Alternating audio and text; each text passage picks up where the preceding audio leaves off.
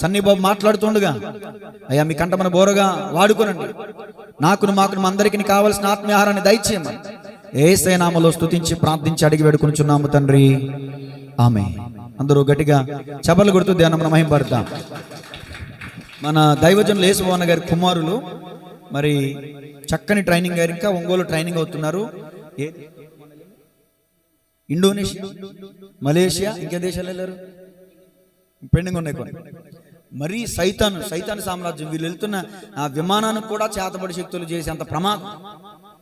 వాళ్ళ నాన్నగారు కూడా చెప్పాలి, నాకే చెప్పాడు, తమ్ముడు ప్రార్థన చేస్తాను అని. ఆ చీకటి శక్తుల ప్రభావం భయంకరంగా అలుముతుంది. ఇంకా ఏరోప్లేన్ అక్కడ విమానం అక్కడక్కడే గాల్లో తిరిగిందని మరలా వెనక్కి వచ్చేసారు. కానీ ఆ ప్రయాణం ఆ రోజు క్యాన్సిల్ అయిన తర్వాత రోజు వెళ్ళారుగా.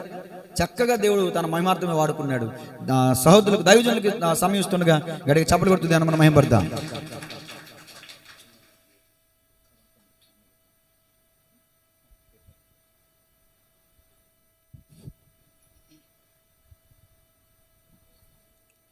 దేవుని పరిశుద్ధ నామమున మహిమ కలుగును గాక. నన్ను ఇక్కడికి ఈ స్థలానికి ఆహ్వానించిన దైవజనులు సురేష్ అన్న గారికి, కుటుంబానికి, అలాగే సంఘానికి ప్రత్యేక వందనాలు తెలియజేస్తున్నా.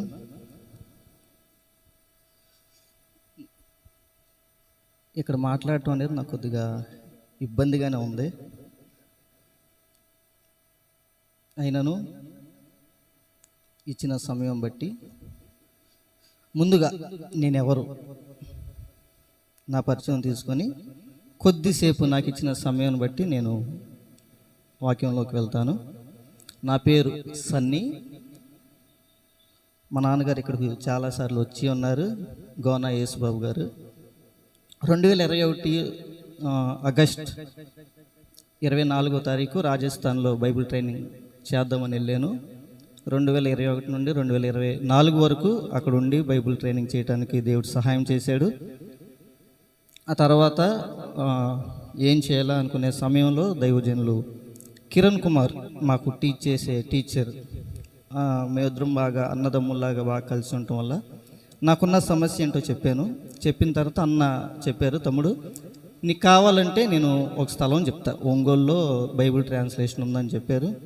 చెప్పిన తర్వాత ఎలా వెళ్ళాలి ఏంటి అనేది ఆలోచించి ప్రార్థించిన తర్వాత దేవుడిచ్చిన భారాన్ని బట్టి బైబిల్ ట్రాన్స్లేషన్ మినిస్ట్రీలో చేరటం జరిగింది. మొన్న జూన్ నెలలో, జూన్, జూలై, ఆగస్ట్ ఇండియాలో ఉన్న, సెప్టెంబర్ నెలాఖరికి మొదటిసారిగా వేరే దేశం, భాష తెలియదు, ఏం మాట్లాడాలో తెలియదు, ఏం చెప్పాలో తెలియదు, ఆఫీస్ వాళ్ళు పంపించారు. వాళ్ళు పంపించిన విధంగానే మేము వెళ్ళటం జరిగింది. వెళ్ళి కొన్ని రోజులు అయిన తర్వాత ఒక దీవి నుండి రెండో దీవికి, వేరే ద్వీపానికి వెళ్ళాలి. వెళ్ళే సమయంలో ఫ్లైట్ కొద్దిగా ఇబ్బంది పడటం, మరలా క్షేమంగా దేవుడు వెనక్కి తీసుకురావటం. నేనైతే అనుకున్నాను ఇక అదే నా లాస్ట్ డేట్, ఇక ఫ్లైట్ ముందుకు పడిద్దో వెనక పడిద్దో తెలియని సిచ్యువేషన్లో మేమందరం ఉన్నాం. కానీ దేవుడు క్షేమంగా వెనక్కి తీసుకొచ్చాడు. నా గురించి చెప్పడానికి ఇంత తప్ప ఇంకేమీ లేదు. నేను ఒక పాస్టర్ గారు కుమారుని 2018 వరకు నామకంగా పాస్టర్ గారు కుమారుని, కానీ లోకంలో తిరిగాను, లోకంలో ఉన్నాను, లోకంలో చేయాల్సిన పనులన్నీ చేశాను, ఫ్రెండ్స్తో తిరిగి అల్లచిల్లరిగా ఉన్నాను. 2018లో దేవుని తెలుసుకున్నాను, 2020లో బాప్తిసం తీసుకున్నా, 2021 బైబిల్ కాలేజ్కి వెళ్ళా. ఆ తర్వాత 2024లో బైబిల్ ట్రాన్స్లేషన్ మినిస్ట్రీలో జాయిన్ అయ్యా. ఇప్పుడు దేవుడిచ్చిన మహాకృపను బట్టి ఇక్కడున్నా. కనుక ఇంకా వెళ్ళాల్సిన ప్లేసెస్ చాలా ఉన్నాయి. దేవుని చిత్తం అయితే మరలా ఆఫ్రికా వెళ్ళాలి, తర్వాత ఆస్ట్రేలియా, పిఎన్జి, కొన్ని దేశాలు మేము దేవుని వాక్య పరిచయం కొరకు తిరగాల్సి ఉంది. కనుక నా కొరకు ప్రార్థించండి. నాకు ఇచ్చిన తక్కువ సమయంలో ఈరోజు పెట్టిన టైటిల్ ప్రకారంగా ఉపవాస ప్రార్థన. ఏం ప్రార్థనలు? ప్రార్థనలు రకాలు ఉన్నాయా? మరి ఉపవాస ప్రార్థన ఏంటి అంటే, మామూలుగా చేస్తే ఒక ప్రార్థన, ఉపవాసం ఉండి చేస్తే ఒక ప్రార్థన, ఇంకా ఆనందం ఉండి చేస్తే ఒక ప్రార్థన, వేరువేరా? మరి లూకా సువార్త 18వ అధ్యాయం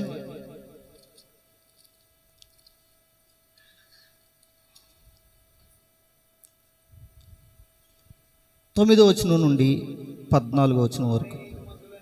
తామే నీతిమంతులమని తమ్ము నమ్ముకొని ఇతరులను తృణీకరించు కొందరితో ఆయన ఈ ఉపమానము చెప్పెను. ప్రార్థన చేయుటకై 2 మనుషులు దేవాలయమునకు వెళ్ళిరి. వారిలో ఒకడు పరిసేయుడు, ఒకడు సుంకరి. పరిసేయుడు నిలవబడి, దేవా, నేను చోరులను, అన్యాయస్తులను, వ్యభిచారులనైన ఇతర మనుషుల వలనైనను ఈ సుంకరి వలనైనను ఉండనందుకు నీకు కృతజ్ఞతాస్తుతులు చాలు. ఇక్కడ మనం 2 మనుషుల గురించి చూస్తాం. ఎవరెవరు? ఒకడు పరిసేయుడు, ఒకడు సుంకరి. మనం ఎలా ప్రార్థన చేస్తున్నాం? ఉపవాసం ఉండి ప్రార్థన చేస్తున్నావా, ఆనందం ఉండి ప్రార్థన చేస్తున్నావా, అది వేరే విషయం. మనం ఎలా ప్రార్థన చేస్తున్నాం? ప్రార్థన అనగానే కళ్ళు మూసి 4 ముక్కలు చెప్పి నోట్లో గొనుక్కొని మనసు కనిపించింది కాకుండా పెదాలు కనిపించింది చెప్పి ఎక్కువసేపు చేసేసి దేవుని డిస్టర్బ్ చేసినేమో అనుకొని ఆమేన్ అంటాం కాదు. మనం ఎలా ప్రార్థన చేస్తున్నాం? 2 వ్యక్తులను చూసాం. ఒకడు ఒకలా ప్రార్థన చేస్తున్నాడు, ఇంకొకడు ఇంకోలా ప్రార్థన చేస్తున్నాడు. ఇది యథార్థ సంఘటన కాదు కానీ ఒక ఉపమానం, ఒక ఎగ్జాంపుల్గా యేసు ప్రభు వారు చెప్పారు. ఏమని? తామే నీతిమంతులమని తమ్ము నమ్ముకొని ఇతరులను తృణీకరించి కొందరితో ఈ ఉపమానము చెప్పాను. ఏం చేస్తున్నారంటే కొంతమంది, నేనే బాగా ప్రార్థన చేసేది నేనే, బాగా వాక్యం చెప్పేది నేనే, బాగా పరిచర్య చేసేది నేనే, నన్ను మించిన వాళ్ళు ఇంకొకరు లేరు. ఏం చేస్తున్నారు? వాళ్ళకి అర్థమైపోయింది, వాళ్ళని ఎవ్వరూ పొగడతలా. సో నన్ను నేనే పొగుడుకోవాలి. అందుకే దేవుడు అంటాడు, మీరు ఎప్పుడైనా ప్రార్థన చేసిన ఎడల, మత్తయి సువార్త 6వ అధ్యాయం 9 నుండి 13 వరకు ఏముంది?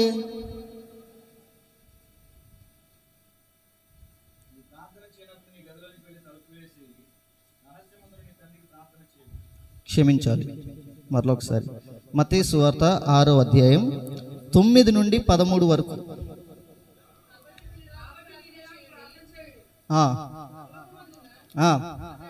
పరలోకమందున్న మా తండ్రి, నీ నామం పరిశుద్ధపరచబడును గాక, నీ రాజ్యం వచ్చును గాక, నీ చిత్తము పరలోకమందు భూమి యందును నెరవేరును గాక. చాలు. దీన్ని ఏమంటారు చాలామంది? యేసు ప్రభువారి, అవునా? యేసు ప్రభువారి, యేసు ప్రభువారి. అది మత్తయి సువార్త 5, 6, 7 అధ్యాయంలో యేసు ప్రభువారు శిష్యులకును మరికొంతమందికి బోధిస్తున్నాడు కొండ మీద. అది తెలియ కొంతమంది అంటారు, అందరూ కాదు, కొంతమంది అంటారు యేసు ప్రభువారి ప్రార్థన. యేసు ప్రభువారు ప్రార్థన చేయమని చెప్పాడా? చెప్పలేదా? అది మీరు ప్రార్థన చేయనప్పుడల్లా ఇలా చేయండి. ఒక ఎగ్జాంపుల్, ఎలా? మొట్టమొదటి దేవుని పొగడాలి. పరలోకమందున్న మా తండ్రి. ఎవరు ప్రార్థన చేస్తున్నావు? తండ్రికి. ఎక్కడున్నాడు? పరలోకమందు ఉన్నాడు. తర్వాత ఇక ఆయన పొగుడుతా ఉండి 11, 12, 13 వచనాలు వచ్చినాక అంటాడు, నీవెవరో నీ ఒప్పుకోవాలి. 11వ వచనంలో అంటాడు, మా అనుదిన ఆహారం మాకు నేడు దయచేయము, మా రుణస్తులను మేము క్షమించి ఉన్న ప్రకారము. క్షమించామా? ప్రార్థనలో క్షమాపణ ఉండాలంట. మనం ఒప్పుకోవాలి ముందుగా, తర్వాత మనం ఇంకొకరిని క్షమించాలి. అందరినీ మనం క్షమించేసామా? ప్రభువా నన్ను దీవించు, వాళ్ళ గురించి నాకు సంబంధం లేదు. ప్రభువా నాకే ఇవ్వు, వాళ్ళు ఏవైపోయినా నాకు తెలియదు. అక్కడ దెబ్బలాడతాం దేవుడి సన్నిధికి వచ్చి, ప్రభు నేను ఎంతో నీతిగా ఉంటాను నీకు తెలుసు కదా, నేను వాళ్ళకి కాదయ్యా, నేను వీళ్ళకి కాదు, నేను ఇంకొకళ్ళ కాదు, నేనే నీతిమంతుంది అని అనుకుని మనం ప్రార్థన చేస్తూ ఉంటాం. కానీ ఎంతవరకు కరెక్ట్ అది? దేవుడు అంటాడు, నీ గురించి నువ్వు ఒప్పుకో, తర్వాత నీ ఎదుటి వారిని లేకపోతే నీ పక్క వారిని నువ్వు క్షమించాలి. మనం క్షమిస్తున్నామా? క్షమించకుండా ఉపవాసాలు ఉండి ప్రార్థన చేసినా, ఇంకేముండి ప్రార్థన చేసినా ఏం ఉపయోగం ఉండదు. అసలు నీ సమస్య ఏంటో నీకు తెలియాలి. మనం ఏం ప్రార్థన చేస్తున్నాం మనమే తెలియాలి. ముందుగా చదివాం కదా లూకా సువార్తలో, నేను చోరులాగా లేనయ్యా, నేను దొంగతనం చేయలేదయ్యా, నేను అబద్ధం ఆడలేదయ్యా, ఈ సుంకర్లాగా లేను, నేను వాళ్ళలాగా లేను. మరి ఎలా ఉన్నా? నేను వాళ్ళలాగా లేను, వీళ్ళలాగా లేను, మరి ఎలా ఉన్నావు? అబద్ధం ఆడతలేదా? లేకపోతే మనకి ఇష్టం వచ్చినట్టు మనం ఉండలేదా? మనం చేసేవన్నీ చేస్తాం. ప్రభా నేను అలా లేను. ఎలా లేవు? చదవండి ఇంకోసారి 18, లూకా 18.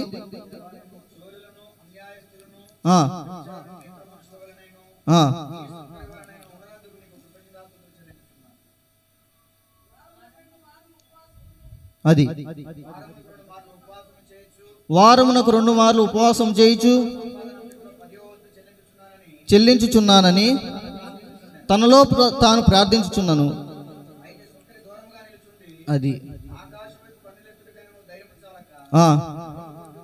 రొమ్ము కొట్టుకొనుచు, దేవా పాపినైన నన్ను కరుణించుమని పలికాను. ఇక్కడేం చూసాం?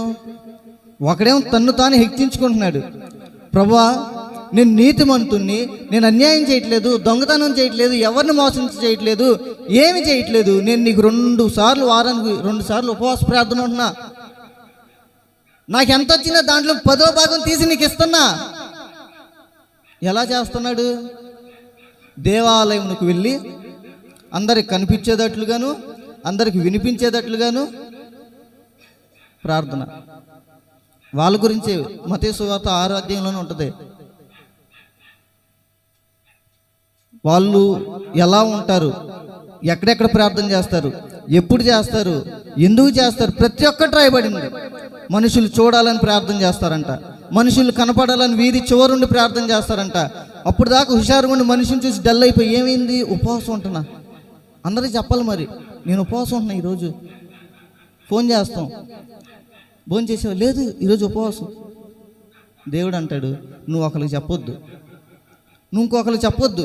నువ్వు నిజంగా ఉపవాసం ఉంటే నీ గదిలోనికి వెళ్ళి తలుపు వేసుకొని రహస్యమందున్న నీ తండ్రిని వెతుకు చాలు, నువ్వు ఆయనకి మొర్రపెట్టు.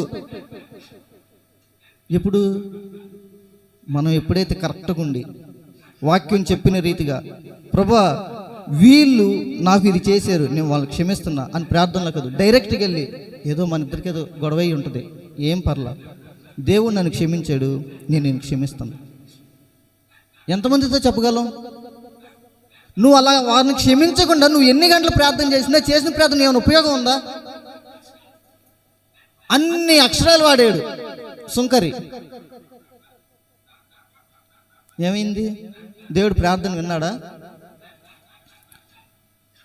పరిసయుడు అక్కడ నుంచొని, ప్రభా నేను ఇది చేశాను, అది చేశాను, నాకు ఇంత ఉంది, నేను ఇంత ఇచ్చా, నేను అన్ని చేస్తున్నా, ఏం ఉపయోగం లేదు. దేవుని ముందు నిన్ను నువ్వు ఒప్పించుకునేటట్టు, నిన్ను నువ్వు బోస్టింగ్ చేసుకునేటట్టు, ప్రభా నేనే చేస్తున్నా అని నువ్వు అనుకుంటే ఏం ఉపయోగం లేదు. సుంకర్ ఏం చేశాడు? దేవుడు ఉండే పరిశుద్ధ స్థలానికి లోపల వెళ్ళటానికి ధైర్యం కూడా చాలా, ధైర్యం చాలక దూరంగా ఉండి రొమ్ము కొట్టుకుని చూడండి, ప్రభా నేను పాపిని, నీవు నన్ను క్షమించు, నేను పాపిని ప్రభువా నన్ను క్షమించు. ఈరోజు ఏం ప్రార్థన చేస్తున్నాం మనం ఏ రీతిగా ప్రార్థన చేస్తున్నాం? ప్రార్థన చేసేటప్పుడు ఒకటే చేస్తాం మనం, ప్రభువా నా కుటుంబాన్ని క్షేమంగా ఉంచిన నీకు స్తోత్రాలు అని మొదలుపెట్టి నాకు అప్పు బాధ ఉంది, ఇంటిలోన్ ఉంది, అది ఉంది, ఇది ఉంది. మత్తయి సువార్త 6వ అధ్యాయం 25లో ఉంటుంది. నువ్వు దేని గురించి కూడా చింతించదు.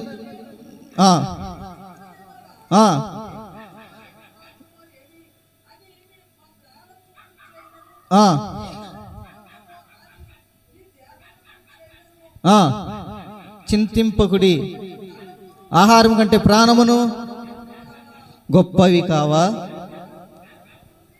ఆకాశపు వాకిలు చూడుడి, కూర్చుకొనవు, అది చాలు. ఏం చేయకూడదు? ఏం తింటాం, ఏం త్రాగుతాం, ఏం ధరించుకుంటాం, ఈ సమస్య ఎలా తిరిగి ఏం చింతించొద్దు. ఒకటే, మొదటి దేవుని రాజ్యముని, ఆయన నీతిని వెతుకుడి, సమస్తము మన దగ్గరకు వచ్చును. వెతుకుతున్నామా?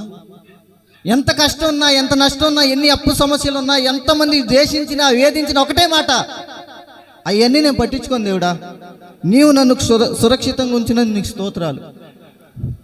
నేను నీతో నడవాలనుకుంటున్నా, దానికి ఎన్ని అడ్డంకాలు వచ్చినా, ఎన్ని ఆటంకాలు వచ్చినా, ఏం చేసినా నేను సిద్ధం. నువ్వు నన్ను కరుణించు. నేను పాపిని, నువ్వు నన్ను కరుణించు, నేను నీతో నడుస్తా. ఇంటి దగ్గర దెబ్బలాడతాం, ఇక్కడికి వచ్చి నేను పరిశుద్ధుని.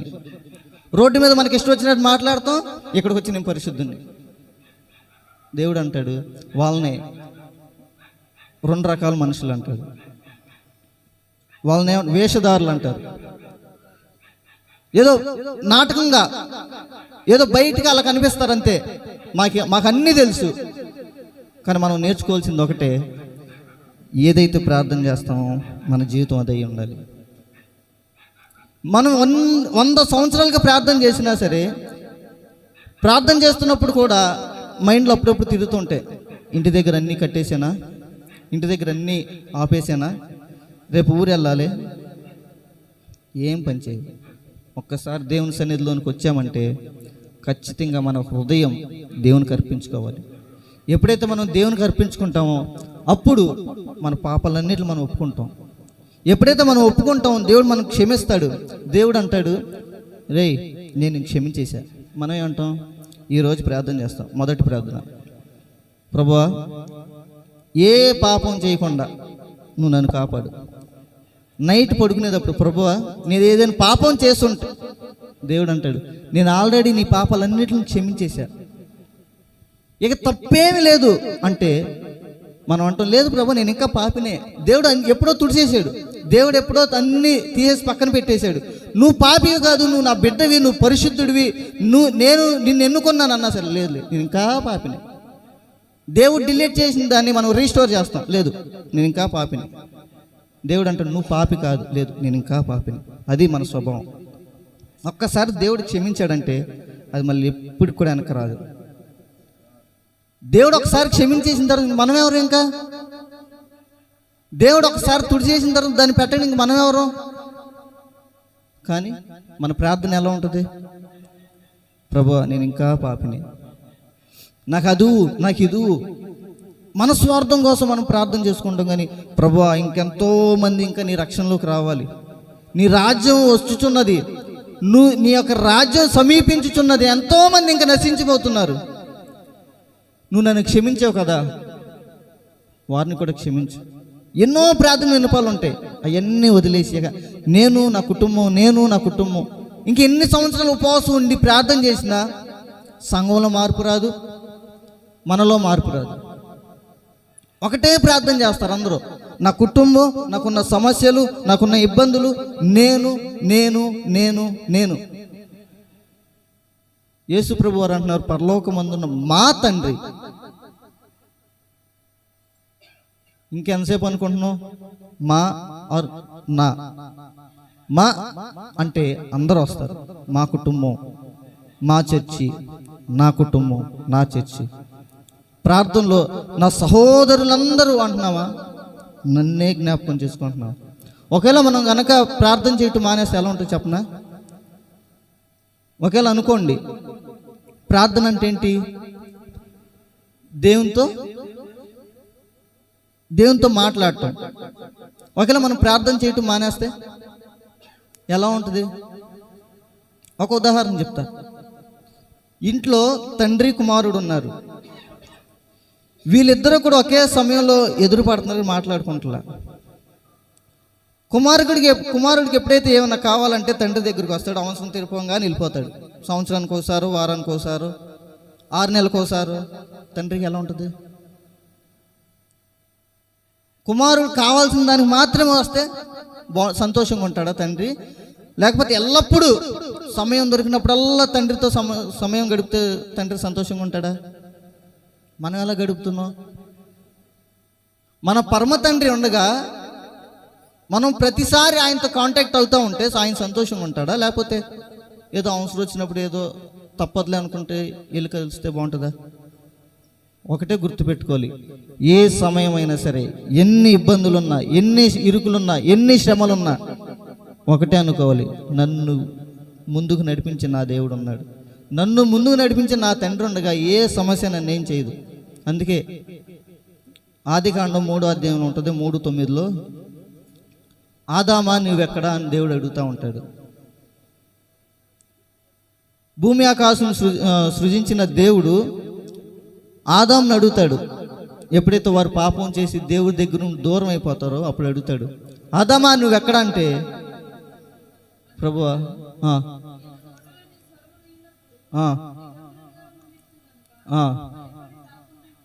చాలు. ఏమంటున్నాడు? దేవుడు అంతకుముందు కూడా వచ్చాడు.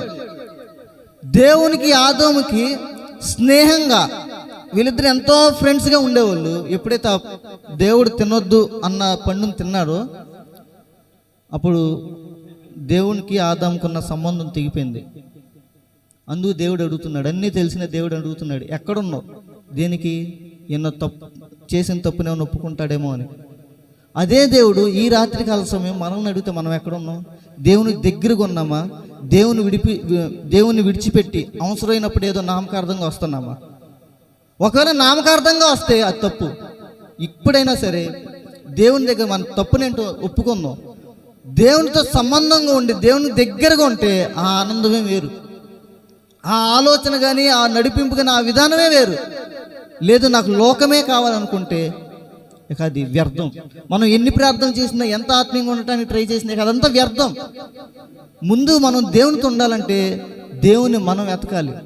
ప్రభువా నువ్వు ఎక్కడున్నావు? నువ్వు నాకు కావాలి. నీ సమయం నాకెంతో అవసరం ప్రభువా. నీతోనే నా సమయం, నీతోనే నా జీవితం, నీతోనే నా సమయం. నేను నీతో ఉండాలనుకుంటున్నా, దయచేసి నువ్వు నాతో రా అని మనం ఒప్పుకుంటామా?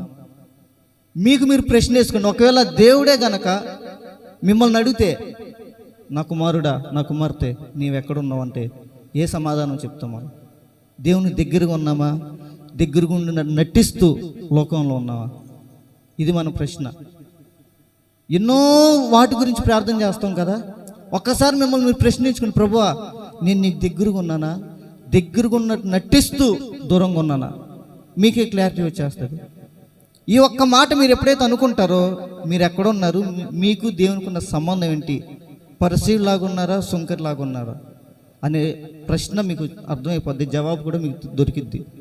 కనుక మనం ఎక్కడున్నాం, మన పాపాలు క్షమించబడ్డాయా లేవా, ఈ 2 విషయాలు మనం గుర్తుపెట్టుకోవాలి. ఎప్పుడైతే ఈ 2 విషయాలు గుర్తుపెట్టుకుంటాం దేవునితో ఖచ్చితంగా సంబంధం కలిగి ఉంటాం. ఈ కొద్ది మాటలు దేవుడు దీవించును కాక. గడిగా ఇంకా మీ శక్తి కలదు. దేవునికి స్తోత్రం, హల్లెలూయా. ఇంత చక్కగా మాట్లాడి ఇబ్బంది అన్నమాట తమ్ముడా. చక్కని అభిషక్తులు, దైవజనులు, స్పీకర్ గారు, మరి కుమారులు, మీరు చక్కని ఇంగ్లీష్లో అయితే ఇంకా బాగా ఇస్తారనుకుంటా మెసేజ్. ఎందుకంటే ఇప్పుడు ఇంగ్లీష్ బాగా అలవాటు అయిపోయింది కదా, అవుట్ ఆఫ్ కంట్రీస్ వెళ్ళటం, ఇంగ్లీష్లో స్పీచ్ ఇవ్వడం అలవాటు అయిపోయింది. అయినా కూడా తెలుగు పదాలు, చక్కని పదాలు, ఏది సంఘానికి అవసరం అది దేవుడు మాట్లాడిస్తూ ఉన్నారు. అది మనం గమనించాలి. దేవుని స్తోత్రం చెప్పండి. మధ్యాహ్నం కొంచెం నీరసం వచ్చి అలా పడుకున్నప్పుడు ఎందుకు ఒక ఆలోచన వచ్చింది. ఈరోజు ఆ ఆలోచన మీ ముందు నుంచి నేను అన్నకి టైం ఇస్తాను. ఉదయం కూడా అయ్యగారికి అర్థం కాల, అయ్యగారు మీకు 1/2 గంట లేట్గా ఇచ్చాను కాబట్టి 1/2 గంట లేట్గా ముగించమంటే ముందన్న 12కి ముగించేశాడు ఆయన. అలా కాదు కాబట్టి ఇప్పుడు అన్నయ్యకి 9:15 ఇస్తున్నాను కాబట్టి చెప్పండి, 9:10 10కి. మా విశ్వాసులు అయితే 10కి అంటున్నారు. దేవునికి స్తోత్రం. కాబట్టి చుట్టుపక్కల ఉన్న పరిస్థితులను బట్టి నేను 9:30కి ముగించాలనుకున్నాను. ఒక పావు గంట అన్నీ కూడా తీసుకుంటారు ఖచ్చితంగా. దేవునికి స్తోత్రం చెప్పండి. పావు తక్కువ 10 గంటలకి అన్నయ్య గారు ముగిస్తారు. మిగతా పావు గంటలు ప్రార్థనలు, అందరూ టిఫిన్లు, 10 ఎవరికల్లా ఇళ్ళకి వెళ్ళిపోవచ్చు. దేవునికి స్తోత్రం చెప్పండి. అయ్యా ఇలా అయితే మేము ఎప్పుడు వస్తామయ్యా అన్నారు. ఈ టైమింగ్ అయితే మరి 11, 12 అయితే మరి అమ్మగారు కూడా దేవునికి స్తోత్రం. మరి ఇంకెక్కువ టైం అయితే మేము కూర్చోలేకపోతున్నాం. నిజమే, బీపీలు, షుగర్లు అండి. ఏమండి, పరిస్థితులు బాగోలా. దేవునికి స్తోత్రం చెప్పండి. నాకు వచ్చిన ఆలోచన ఏంటంటే, యేసు దగ్గరికి ఎంత ఘోర పాప వచ్చినా క్షమిస్తాడా? అందరూ చెప్పాలి కరెక్ట్గా. ఎంత ఘోర పాప అయినా కరెక్ట్ చెప్పండి, సమాధానం చెప్పండి. ఎంత ఘోర పాప అయినా క్షమిస్తాడు అని చెప్పండి. దొంగనైనా, వ్యభిచారినైనా, కూనిగోరినైనా, అన్యాయస్తున్నైనా, నరహంతకున్నైనా యేసే దగ్గరికి వస్తే ఎవరినైనా క్షమిస్తాడు దేవుడు. పౌలు గారు చెప్పలేదేంటి? ఈయన వేదు ఫిట్టింగ్ పెడతావు నాకు అర్థమైందిలే అని జ్ఞానం కలిగిన మా మౌనంగా ఉన్నాడు సంఘ పెద్ద మాత్రం. దేవునికి స్తోత్రం కలిగింది కాదు. చెప్పరండి మీరు, ఒక్కడే చెప్తారు. ఇప్పుడు క్షమిస్తాడా క్షమించడా? దేవునికి స్తోత్రం చెప్పండి. నాకు వచ్చిన డౌట్ మిమ్మల్ని అడుగుతా, మీకు వచ్చిందో లేదో నాకు తెలియదు. ప్రభు దగ్గరికి వచ్చిన వాళ్ళని పక్కనే ఎట్టండి. ప్రభు పక్కనే సిలువ వేయబడ్డాడు. ప్రభు పక్కనే ఎంతమంది క్షమించబడ్డారో? మరి కారణం ఏంటి? యేసయ్యల లోపమా? పౌల దగ్గర కోటం చాపు ఇప్పుడు వెళ్ళి. దేవునికి స్తోత్రం. ఇద్దరు దూషించారు. ఈ రోజున చాలా మంది క్షమించబడకపోవడానికి గల కారణం ఏంటంటే రెండు రీతులుగా మనం ఆలోచించాలి. మరి యేసే క్షమించేవాడే, ఆయన క్షమించడానికి ఎప్పుడు సిద్ధమే. క్షమాపణ పొందుకోవడానికి తగిన యోగ్యమైన అర్హత, ప్రవర్తన మనలో ఉండాలి. దేవుని స్తోత్రం చెప్పండి. ఇద్దరు దూషించారు, అవునంటారా కాదంటారా? యేసయ్యని ఇద్దరు దూషించారు. కానీ ఎప్పుడైతే యేసుప్రభుల వారు, తండ్రి వీరేమి చేస్తున్నారు, వీరెరుగురు కనుక వీరిని క్షమించు అనే మాట పలికారో, కుడివైపు ఉన్న దొంగ హృదయం కదిలించబడింది. నేను ఇలా అంటాను, స్టెఫను మారు మనసు క్షమించాలి, సౌలు పౌలుగా మారు మనసు పొందడానికి గల కారణం స్టెఫను చేసిన ప్రార్థన అని. అవునంటారు కాదంటారు? స్టెఫను చావుకు సమ్మతించింది సౌలే. అక్కడ ప్రార్థన చేసే స్టెఫను, తండ్రి రాళ్ళు పెట్టి కొడతా ఉంటే, తండ్రి ఈ పాపం వీళ్ళ మీద మోపొద్దు. అమ్మో రాళ్ళు పెట్టి కొడుతుంటే ఇంత ఇదిగా తగ్గింపు స్వభావం కలిగి ప్రార్థన చేసాడేంటి అసలు ఇతను అని, అది ఆలోచనలో మరలా హింసించడానికి వెళ్తున్నాడు క్రైస్తవుల్ని. కానీ పట్టబడ్డాడు, సౌలు పౌలుగా మార్చబడ్డాడు. దేవుని స్తోత్రం చెప్పండి. కుడివైపున ఉన్న దొంగ, ఎడమ వైపున ఉన్న దొంగ అనే విషయాలు పక్క పేర్లు పెడితే ఒక వ్యక్తి క్షమించబడ్డాడు, ఇంకొక వ్యక్తి క్షమించబడ్డాడు. కారణం ఏంటంటే, ఒక వ్యక్తి అన్నాడు మరొక దొంగతో, అరే మనకి ఈ శిక్ష తగినదేరా. అటు ఇటు తిరిగి వాళ్ళంటే సాతాను సంబంధాలు అంటారే, కూర్చోవాలి సైలెంట్గా ఒక చోట, అటు తిరగకూడదు. దేవుని స్తోత్రం చెప్పండి. ఒక దొంగ అంటున్నాడు, అరే మనం చేసింది, మనం అనిపించే శిక్ష మనకి మనం చేసిన పాపాన్ని బట్టి అనిపిస్తున్నాం. అరే ఈయన దేవుని కుమారుడు, ఈయనలో ఏ పాపం లేదురా. గట్టిగా చెప్పలు కూడా ధ్యానం మహింపడతాం. ఆ ఒప్పుకోలు అప్పుడు వెంటనే అంటాడు, తండ్రి ఇదిగో నీ రాజ్యంలో, యేసు నీ రాజ్యంలో నన్ను, ఆయనకంటూ ఒక రాజ్యం ఉందని, ఆయన సర్వాధికారం కలిగిన దేవుడని, ఆయన కల్వరి శిలువలో వేలాడుతూ ఉండగానే ఒక వ్యక్తికి ప్రత్యక్షత కలిగింది, మరొక వ్యక్తికి ప్రత్యక్షత కలగల. తల్లిదండ్రులను దూషించు అని దీపము ఏం పీగితే అంట సినిమాలో చూపించారు. అక్కడ పీగినీయలేదు నాకు తెలియదు, కానీ ఫ్యాషన్ ఆఫ్ ద క్రైస్ట్ సినిమాలో మరొకటి దొంగ దగ్గరికి వచ్చి గుడ్లు పీగేస్తాయి. చూసారా cinema fashion of the Christ? ఆ పక్కన దూషించిన వాడిని కన్ను కాకులు పీగేస్తే వచ్చి. గమనించండి, దూషించాడు, క్షమించమని అడగలేదు, క్రీస్తును గుర్తించలేదు, అందుకనే ఆ వ్యక్తి క్షమాపణ లేదు. కాబట్టి ఈ రోజున మీలో ఎవరైనా ఇదిగో యేసును కాదు ఇప్పుడు నేను అంటాను పండు ఒకసారి నుంచి, ఈ వ్యక్తిలో ఎవరి ఆత్మ ఉంది చెప్పండి, ఉందా లేదా? ఇప్పుడు నేను ఈ వ్యక్తిని దూషించానంటే ఎవరిని దూషించినట్టు? సౌలు క్రైస్తవులను హింసించాడు, అవునా కాదా? యేసు ప్రభులు వారు ఏమన్నారు సౌలుతో? సౌలా నీ నన్నేలా. కానీ హింసించింది ఎవరిని అక్కడ? సౌలు క్రైస్తవుల్ని. కానీ ప్రభు ఏమన్నాడు? నన్ను హింసిస్తున్నావు, ఇప్పుడు నేను ఇతను హింసించాను అనుకోండి, ఒక మాట మాట్లాడి ఇతను బాధ పెట్టాను అనుకోండి, ఎవరిని దూషించినట్టు, ఎవరిని విమర్శించినట్టు, ఎవరిని తృణీకరించినట్టు? అప్పుడు కూర్చున్నాం. అప్పుడు ఏం చేయాలి తెలుసా? క్షమించబడాలి అనుకునే వాళ్ళు క్షమాపణ అడగాలి. దేవుని స్తోత్రం చెప్పండి గట్టిగా. మీరు క్షమించబడతారు. చప్పుడు చేయనకండి. దేవుని స్తోత్రం చెప్పండి గట్టిగా. తమ్ముడికి నా హృదయపూర్వకమైన వందనాలు తెలియజేస్తాను. సంఘం తరపున చక్కని విషయాలు తెలియజేశారు. మీరు కాదు మాట్లాడింది, దేవుడే. దేవుని స్తోత్రం చెప్పండి గట్టిగా. నిజంగా దేవుడు మాట్లాడారన్న వాళ్ళు గట్టిగా చప్పలు కొట్టండి. ప్రార్థన వినడి పావనుడా, ప్రార్థన మాకు నేర్పుమయా. ప్రార్థన వినడి పావనుడా, ప్రార్థన మాకు నేర్పుమయా. పరమదేవుడా కరములేతి పాడాలి.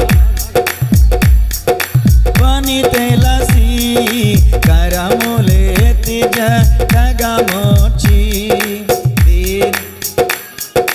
సరిగను వేడిన సుంకరి ప్రార్థన నేర్పుమయా. సరిగను వేడిన సుంకరి ప్రార్థన, ప్రార్థన వినడి పావనుడా, ప్రార్థన మాకు నేర్పుమయా. ప్రార్థన చేసుకుందాం. సుంకరి ప్రార్థన. దయచేసి అందరూ కూడా తలలు వంచండి. దైవజనులు వర్తమానం ఇవ్వడానికి సిద్ధంగా ఉన్నారు. ప్రార్థన చేద్దాం. మన మధ్యలో ఉన్న పాస్టర్ గారు ప్రార్థన చేస్తారు. మహోన్నతుడ, మహాగణుడ, పరిశుద్ధుడ, ప్రేమ కలిగిన